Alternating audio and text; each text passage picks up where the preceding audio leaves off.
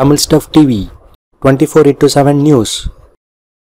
90% பெண்களுக்கு பூப்படைந்த சமயத்திலிருந்தே தங்களுக்கு குழந்தை பிறந்தா எப்படி இருக்குங்கிற ஆர்வம் தொத்திக்கும். காதலிக்கும் போது கூட ஆண் கிட்ட 2 குழந்தை பெத்துக்கலாம் 3 குழந்தை பெத்துக்கலாம்னு தன்னோட ஆசையை வெளிப்படுத்துவாங்க. இந்த மாதிரி பெண்கள் நம்மளோட பண்பாட்டையும் கலாச்சாரத்தையும் நன்கு உணர்ந்தவங்க. மீதி 10%ல இருக்க சில பெண்களுக்கு கல்யாணம் பண்ணவும் பிடிக்காது, குழந்தை பெத்துக்கவும் பிடிக்காது. இப்படி திருமணத்தை விரும்பாத ஒரு பெண் தன்னோட குழந்தைய என்ன செஞ்சாங்கிறது தான் இந்த வீடியோல பார்க்க போறோம். கேரள மாநிலத்தை சேர்ந்த ராணி, இவங்களுக்கு வயசு 25. படிக்கணும், சமூக தொண்டுகள் செய்யணும், ஊர் சுத்தணும், இந்த எண்ணத்தோடயே வளர்ந்த ராணிக்கு கல்யாணம் பிடிக்கல. நிறைய ஆண் நண்பர்கள் கூட வெளியில அவுட்டிங் போவாங்க. இரவு தூங்குறதுக்கு எப்படியும் 3 மணி ஆகும். இப்படிதான் இவங்களோட வாழ்க்கை பயணம் போயிட்டு இருந்துச்சு. 23 வயசுலயே வீட்டோட கட்டாயத்தினால வேற வழி இல்லாம கல்யாணம் பண்ணிக்கிட்டாங்க. நந்தலாலன்கிற ராணியோட கணவர் ஃபிஷ் எக்ஸ்போர்ட்ல வேலை பாக்குறாரு. ராணி கல்யாணமான 3 மாசத்துலயே கர்ப்பமாயிட்டாங்க. 1.5 வருஷத்துல குழந்தைய பெத்தெடுக்கிறதுக்குள்ள ராணி வாழ்க்கையவே வெறுத்த மாதிரி ஆயிட்டாங்க. குழந்தைய வெறுப்போடுதான் பார்க்க ஆரம்பிச்சாங்க.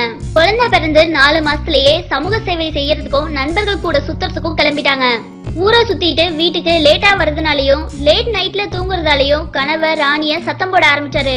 ராணிக்கு கேள்வி கேட்டா சுத்தமா பிடிக்காது, மூக்குக்கு மேல கோவம் வந்துரும். கொஞ்ச நாள் கணவன் மனைவிக்குள்ள கருத்து வேறுபாடு இருந்துச்சு.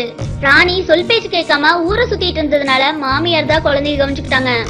என்னால ஃப்ரீயா வெளியே வரக்கூட முடியல, எதுக்கு எடுத்தாலும் என் கணவர் கேள்வி கேட்டுட்டே இருக்காரு, எனக்கு இந்த கல்யாண வாழ்க்கையே பிடிக்கல, இந்த மாதிரி எல்லாம் ராணி தன்னோட ஃப்ரெண்ட்ஸ் கிட்ட புலம்பிருக்காங்க. ராணியோட ஃப்ரெண்ட்ஸ் குரூப்லயே நல்லா வாட்ட சாட்டமா இருக்க அசோக்கோட வீட்டுக்கு தான் ராணி அடிக்கடி போவாங்க. அசோக் கூட பலமுறை உறவுல ஈடுபட்டு இருக்காங்க. மாமியார் வெளியூர் போனதுனால குழந்தைய பாத்துக்க வேண்டிய சூழ்நிலைக்கு ராணி தள்ளப்பட்டாங்க. குழந்தைய பாத்துட்டு இருந்த ராணிக்கு போர் அடிச்சதால அசோக் கால் பண்ணி வீட்டுக்கு வர சொல்லிருக்காங்க. கணவன் யதார்த்தமா வீட்டுக்கு வந்தாரு.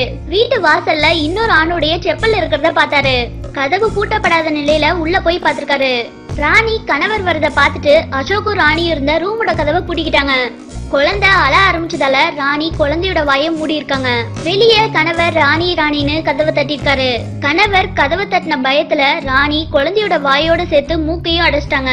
குழந்தைக்கு மூச்சு திணறல் ஆரம்பிச்ச உடனே ராணி கதவை திறந்தாங்க.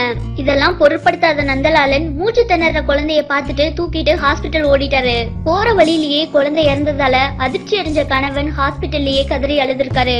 ஆத்திரத்தை அடக்க முடியாத நந்தலாலன் போலீஸ்ல கம்ப்ளைண்ட் பண்ணிட்டு மனைவியை டிவோர்ஸ் பண்ணிட்டாரு. நம்மளோட கலாச்சாரத்தையும் பண்பாட்டையும் மதிக்கலாட்டி ஒரு பெண்ணால எப்பவுமே முழுமையடைய முடியாது.